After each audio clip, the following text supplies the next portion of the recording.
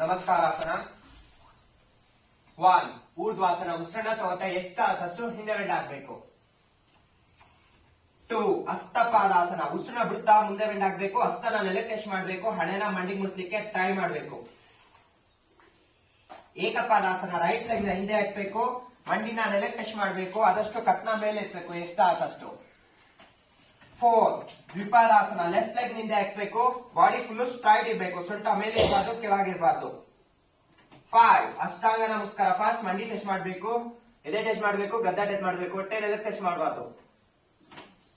6 ಭುಜಂಗಾಸನ. ಉಸಿರನ್ನ ತಗೋತಾ ಎಷ್ಟಾಗುತ್ತಷ್ಟು ಹಿಂದೆ ಬೆಂಡ್ ಆಗ್ಬೇಕು. ಪರ್ವತಾಸನ. 7 ಉಸಿರನ್ನ ಬಿಡ್ತಾ ಬಾಡಿನ ಒಳ ಪುಷ್ ಮಾಡ್ಬೇಕು.